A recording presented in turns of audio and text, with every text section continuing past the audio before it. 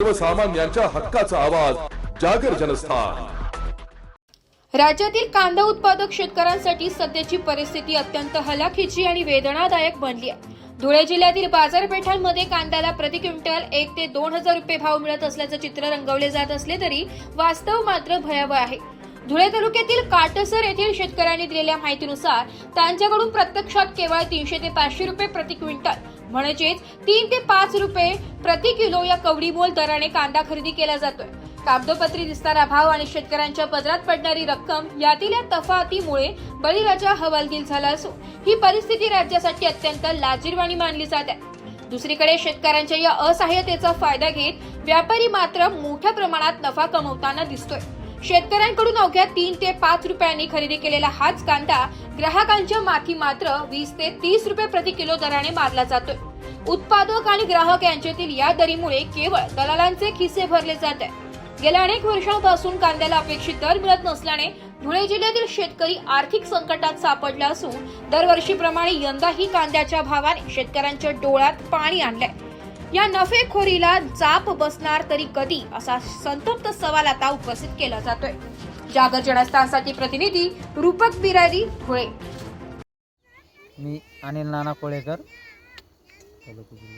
तालुका जिल्हा धुळे।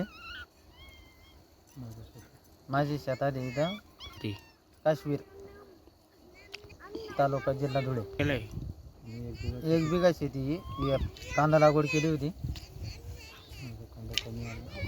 कांद्याला भाव बी नाही, कांदा बी कमी आलाय, खर्च गण लागला, 50,000 रुपये खर्च लागून गेलाय। काय भाव आहे कांद्याला? कांद्याला काय भाव आता 200, 400, 500 रुपये क्विंटल। काय 4-5 क्विंटल कितला गेल अपेक्षा आता काय ते सरकारने भाव द्यावा कांद्याला।